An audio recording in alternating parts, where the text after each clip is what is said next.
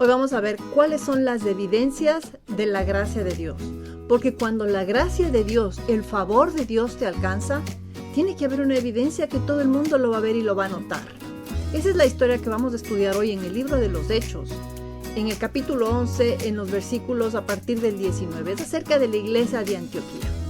La primera evidencia es que hacían lo mismo, pero diferente. La palabra de Dios nos dice que los creyentes se habían dispersado después de la muerte de Esteban y iban a anunciar las buenas nuevas entre los judíos. Pero un grupo dice, ¿y por qué no poder empezar a compartir la palabra también con los de habla griega? Y empiezan a hacer lo mismo que hacían los otros, a anunciar el evangelio, pero lo hacen diferente, porque ellos alcanzan a un grupo que nadie había considerado que era posible alcanzar. Y el poder del Señor estaba con ellos. Ellos fueron más allá de la tradición y la religión y no se dejaron llevar por lo ya establecido, sino que hicieron algo más. Hicieron lo mismo, pero un poco diferente. Luego, las noticias corren, aunque no haya Wi-Fi. En esa época no había Wi-Fi, sin embargo, desde Antioquía se enteraron ya en Jerusalén lo que había estado pasando. ¿Cómo? Pues seguramente porque unos a otros empezaron a contar y a decir, mira lo que está pasando en Antioquía. Se están creciendo, cada vez son más. Se juntan con los griegos. ¿Cómo se juntan con los griegos? Eso es algo que nunca hacemos los judíos. Además, hasta se parecen a Cristo. Y la noticia llega, dice la palabra de Dios. La noticia llegó a Jerusalén y entonces enviaron a Bernabé y le dijeron, Bernabé, córrete para allá y cuéntanos qué es lo que están pasando ahí en la iglesia de Antioquía. Bernabé llegó, vio las evidencias de la gracia de Dios y dijo, wow, aquí se ve que la gracia de Dios es evidente. Puedo ver cómo ellos han recibido el favor de Dios. Y Bernabé se alegró porque cuando uno ve que el Señor obra en otros lugares, uno se alegra, se pone gozoso, comparte con los hermanos de ver cómo Dios los usa.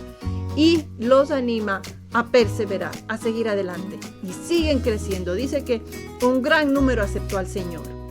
Pero luego él va y llama a Pablo y dice, Saulo, te necesito para que me ayudes porque aquí hay una iglesia que está en crecimiento, así que necesitamos manos. Y por un año se dedican a enseñar la palabra. ¿Y saben lo que pasa?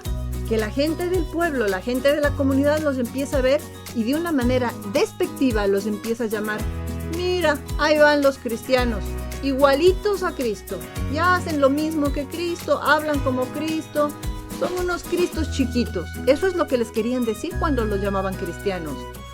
Ellos no se llamaron a sí mismos. La gente de afuera, la gente de fuera de la iglesia empezó a ver el cambio en sus vidas, fruto de estar en este estudio, en esta enseñanza de la palabra. Por un año, dice, que estuvieron estudiando la palabra. Y luego la otra evidencia clara de que la han recibido la gracia de Dios es que son generosos. Vinieron, alguien les compartió una necesidad que estaba sucediendo en Jerusalén y ellos automáticamente, todo el mundo, conforme a lo que tenía, dio y envió ayuda a otra iglesia en Jerusalén. No fueron indolentes ante la necesidad de otros. Pero recordemos, para terminar, estas son evidencias, no requisitos. No son cosas que nosotros tenemos que hacer para que podamos ser una iglesia que crezca. Tenemos que ser una iglesia que ha recibido esa gracia de Dios, ese favor de Dios, que hemos entendido el perdón y la misericordia de Dios para con nosotros y como resultado vamos a ir más allá de la tradición y la religión. El poder de Dios va a estar con nosotros, empezaremos a crecer en número, seremos testimonio dentro y fuera de la iglesia, nos vamos a dedicar a la enseñanza. El mundo va a ver a Cristo a través de nosotros, tendremos discernimiento, seremos sensibles a las necesidades de otros y vamos a ser generosos. El mensaje de hoy es que la gracia del Señor nos alcance, que seamos beneficiarios de ese favor de Dios para que sea evidente en nuestras vidas su poder y la gloria y la honra sean para Él.